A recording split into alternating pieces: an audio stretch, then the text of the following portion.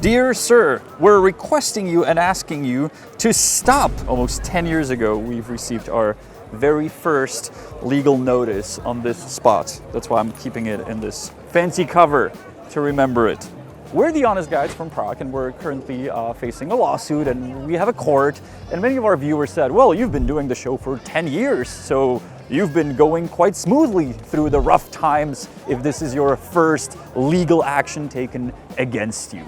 Well, no. If you've been around the channel for a while, you may remember that 10 years ago, we've actually received our very first warning, stop, otherwise we're gonna sue you letter. If you're an OG and the early viewer, early subscriber of the Honest Guy show, you probably recognize this place behind me. And no, I'm not talking about a Starbucks. This used to be an exchange office that caught our attention and our eye thanks to their huge advertisement claiming, look, we have 0% commission, 0% fees on your money exchange. But in reality, when you used their service and when you exchanged your foreign currency to our currency, you've lost more than 40% of it due to a very bad rate that was bad in your favor. Now, back in the days when we were helping tourists and we were making all these videos that we're doing now the same way, we really wanted to point out this place. The ideal final money that we should get is 540 crowns. That's ideal. So let's see how much we get. Hello, could you give me crowns for 20 euros, please? 429. 384, jo.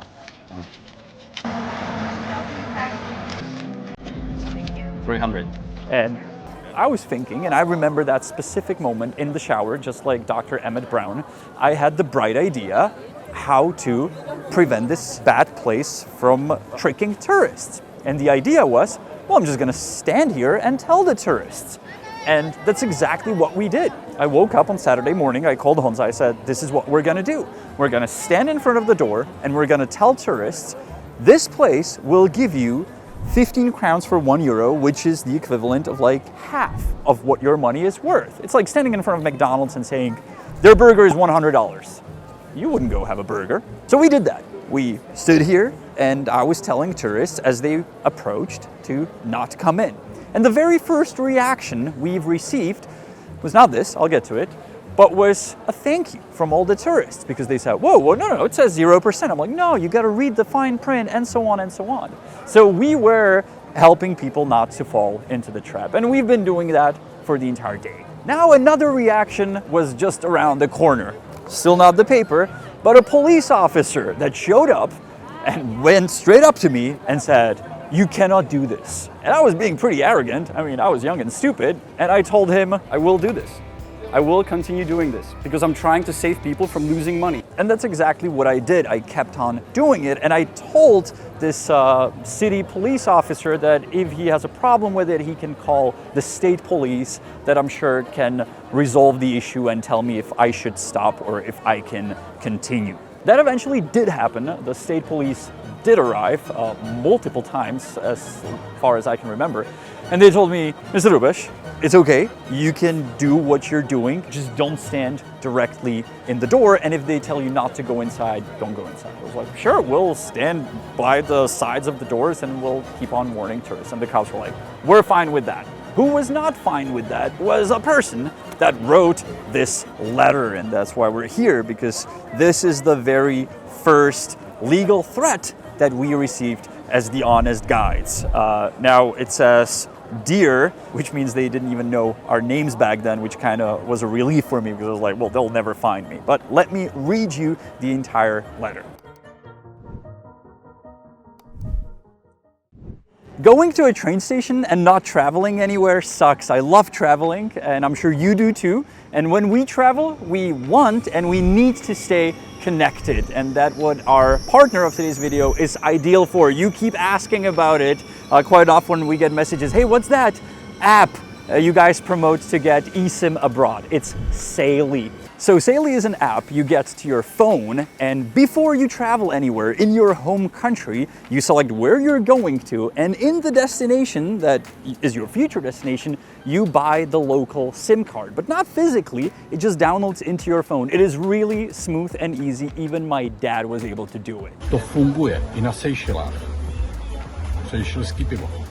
And why you do it? Well, to avoid ridiculous roaming charges. You select how much data you want to use abroad, and you can always top up. So you can just select 1 gigabyte if you're on a budget, or go unlimited if you're one of those doom scrollers. Kinda guilty, and Instagram really uses up a lot of data. You can get eSIM in many countries wherever you're gonna go to, but make sure to download Saily before you go so you're ready the minute you arrive in your destination. Use the link below our video, which is saily.com/honestguide, or at checkout, use the code honestguide to get 15% off of already sweet deal. We both use Saily when we travel, our families do as well, so I'm sure you'll be happy with the service as well. I hereby urge you to refrain from making public statements directly addressing tourists and other persons and distributing leaflets at the time of handing over this notice, stating that our currency exchange services are provided at a very poor exchange rate. I assure you that our currency exchange activities are subject to inspection, and the exchange rate used is fully in accordance with the Czech legal regulations. The inspection authorities have never found any errors in this regard. Your actions cause our company damage in the form of lost profits. This damage can be fully claimed against you or against the person on whose behalf you are acting. I was always acting on behalf of Honza. He told me to do it. At the same time, I would like to point out that by referring to another nearby businesses, locations, and possibly providing service to the tourists, you are committing unfair competition in the form of disparagement. It's an act by which a competitor states or whatever, false information about the circumstances, performance of product, blah, blah, blah, blah, blah, blah, blah, blah, blah, blah. At the same time, please note that your actions may also constitute a criminal offense of defamation, and we will also investigate this fact in great detail and are prepared to contact the authorities responsible for criminal proceedings. In the case of a crime committed via television or a computer network, I guess YouTube, the perpetrator may be sentenced up to 2 years in prison. Gordon Robert Pryor in Prague on the 22nd of September 2016. Now, actually, I just recalled a memory, thanks to reading this letter, that when they mentioned that I was handing out leaflets, I was, with an information about what's the current exchange rate and so on. And the very first person that actually told us to stop what we were doing was an official from the city hall that said, "You're not allowed to hand out leaflets on the street of Prague." And I was like, "You gotta be joking." And eventually he was like, "Who do you work for?" And I explained to him what the leaflet was, so he was like, whatever, and he left. But that was a very bizarre, unreal situation that it took him like 2 minutes. So usually when, illegal stuff is happening on the square, sometimes it's been here for decades and nobody ever notices. And I was here for like 5 minutes. They're like, "Hey, there's a new kid on the block, let's get him." Now, did we stop our actions? Did we quit what we were doing after this letter? No. It gave us motivation because they clearly stated there, we're losing hundreds of thousands of Czech crowns, which, as I explained 10 years ago, you're not losing money, we're saving money to the people that would otherwise fall into your trap. Now, the problem with this place was that it was never heard of by any Czech. I'm standing on a square, me and Honza are the only Czechs on the square, so if there's something shady happening, Czechs will not really know. Czechs do not exchange their money at exchange offices on the main square. Only tourists do that. So to bring attention to the place, we had to activate the tourists, which is what we did. We came up with this crazy scamfy idea where a hashtag and a picture and hundreds, maybe thousands of tourists took a picture in front of the exchange office, making the place well known. Eventually, it got the attention from Czechs as well, from locals. I was trying to get attention from the officials from the city hall. Usually they were kind of just pretending to be interested in the topic. So I went a little higher in the level. I went to the Chamber of Deputies, and actually one of the parliament members himself got interested in the topic. And when he asked me what the story is, I told him, "You know what? Go there yourself. Take 100 euros, go to the place and exchange the money, and you'll see for yourself." And he did just that. Nepřišlo by vám, že jste přijel do nějaký hodně divný země? Že byste přijel a ptal byste se, prosím vás, dáte mi lepší kurz a oni by řekli ano. Myslím si, že byste si se mohli dát rovnou ceduli, podvádíme, lidi nechoďte sem. Uprostřed Prahy. Fun fact for our foreign viewers, this guy is currently, as of the day filming, Ministry of Interior. We're publishing this after the election, so who knows what he's now. And it was actually this politician that we eventually met up with Honza as well, and he had the idea, well, what if the tourists can actually change the money back? What if they have an option within certain time limit to cancel the transaction? Just like if you buy something, you have 24 hours to return the goods if you didn't open it and use it. I was like, well, that's a good idea. And that's exactly the law that eventually passed and that is still currently in effect. So if you ever fall into a trick of an exchange office that would give you a bad rate, thanks to our videos, our pressure, and partially thanks to this politician and many others that made the law go through, you have the right to get your money back.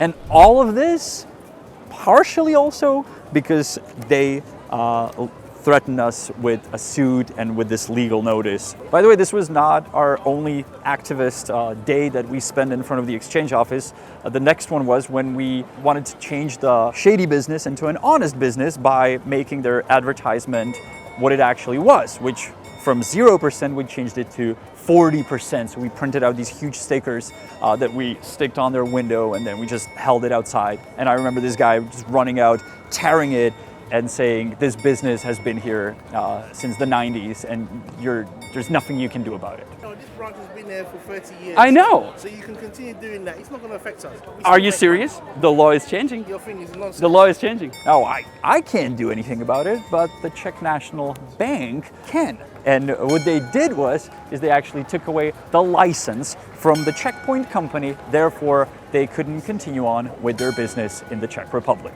Now, did the company or Robert Gordon Pryor send like a fancy little piece of paper to the Czech state saying, why do you take away our license? No, they actually sued the state, and I have some statements from the court that are worth reading.